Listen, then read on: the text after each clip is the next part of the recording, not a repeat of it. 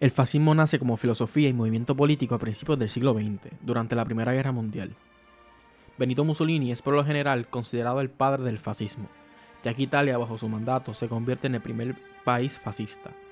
Sin embargo, es importante aclarar que los movimientos fascistas, por así decirlo, no pueden ser considerados universales, ya que el fascismo italiano y, por ejemplo, la Falange española son dos movimientos con una base filosófica de origen mutuo, pero adaptados al contexto material de cada nación con metas locales distintas. Hoy se suele simplificar el fascismo a un régimen que es una dictadura o que es asociado a la Alemania nazi.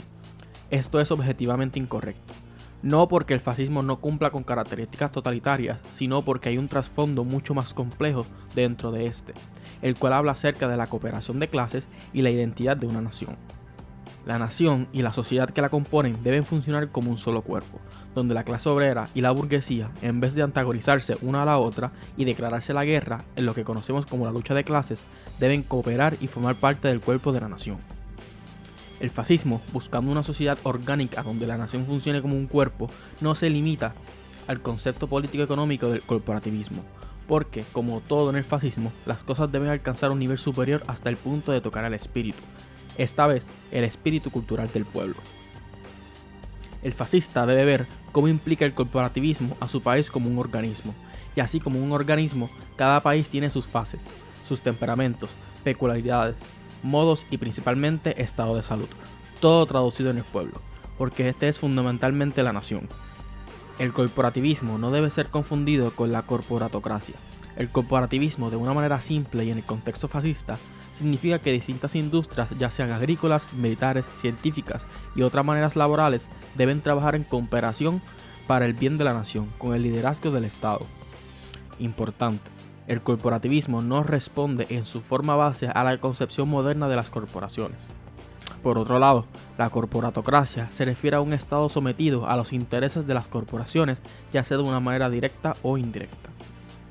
Pero para entender el fascismo es importante leer a Giovanni Gentile, el cual nos explica los puntos más importantes para entender el fascismo desde su punto de vista italiano. El carácter totalitario del fascismo. La historia de la crisis espiritual y política italiana y su solución eran inherentes al concepto del fascismo. El modo en que las acciones legislativas y administrativas del gobierno revolucionario afrontaron esta crisis no es el presente tema de discusión. Más bien, el presente relato pretende iluminar el espíritu que el gobierno aportó a sus actividades, que en 5 años transformaron profundamente las leyes, las órdenes y las instituciones de la nación, revelando así la esencia del fascismo. Dada la complejidad del movimiento, nada es más instructivo para comprenderlo que considerar a Mazzini.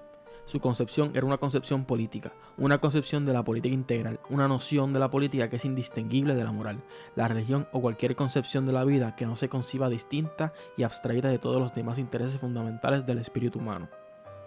En Mazzini, el hombre político es aquel que posee una doctrina moral, religiosa y filosófica. Hay que tratar de separar, en el credo de Mazzini y en su propaganda, lo que es meramente político de lo que es religioso. Su intuición ética, sus mandamientos morales, sus convicciones metafísicas, no se comprende ya la gran importancia histórica de su sistema de creencias y de su propaganda. Ya no se pueden entender las razones por las que Mazzini atrajo a tantos hacia sí y empezó a molestar a tantos estadistas y policías. El análisis, que no siempre presupone una unidad en la base del pensamiento de Mazzini, no conduce a iluminación, sino más bien a una destrucción de esas ideas que tuvieron tales consecuencias históricas. Es evidente que el ser humano no se enfrenta a la vida en fragmentos, sino como una unidad indivisible. El primer punto, por tanto, que debe establecerse en una definición del fascismo es el carácter totalitario de su doctrina, que se ocupa no solo del orden político y de la dirección de la nación, sino de su voluntad, pensamiento y sentimiento. Los 6 puntos fundamentales del fascismo.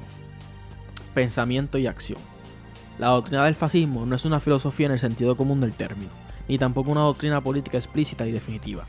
La verdad es que el significado del fascismo no debe medirse en la tesis o prácticas que ocupa en un momento dado. El fascismo no surgió con un programa preciso y determinado, a menudo habiendo establecido un objetivo inmediato a alcanzar. No dudó cuando se le puso a prueba en cambiar de dirección y rechazar algunos de los objetivos o conceptos de su inicio. A menudo anunció reformas políticamente oportunas, pero el anuncio en sí mismo no vincula al régimen a su aplicación. Mussolini siempre se consideró un temporalista, es decir, una persona que emprende una solución y actúa en aquel momento oportuno en el que la acción reúne todas las condiciones y razones maduras que hacen posible y oportuna la acción. ¿Es fascismo nacionalsocialismo? Decidir si el nacionalsocialismo es o no fascismo como mínimo es complicado. En primer lugar, es necesario decidir cuál de todas las definiciones fascistas utilizaremos. El fascismo, fenómeno estrictamente italiano, hunde sus raíces en el Risorgimiento. De la misma manera que la doctrina política del fascismo de Alfredo Rocco, como se ha demostrado anteriormente, afirma un vínculo intrínseco entre Italia y el fascismo. El fascista alemán Anton Hickmann también descarta el fascismo por no tener la menor semejanza con el espíritu del fascismo italiano, en su artículo sobre el nacionalsocialismo. Al mismo tiempo, Mosley, en la Gran Bretaña, afirma que cada una de las grandes religiones políticas, a su vez, ha sido un movimiento universal. El conservadurismo, el liberalismo, el socialismo son comunes a casi todos los países. A este respecto, el fascista ocupa exactamente la misma posición.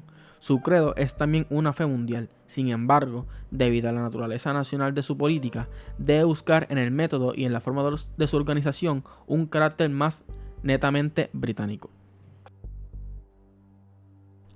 Ahora bien, ¿qué querían decir realmente ambos?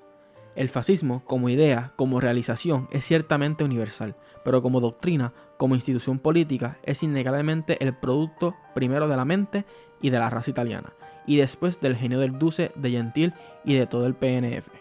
Tradujeron solemnemente todo el fenómeno cultural italiano y europeo que dio origen a lo que hoy conocemos como fascismo, que, en palabras de Mussolini, nació de la profunda y perenne necesidad de nuestra raza mediterránea y aria.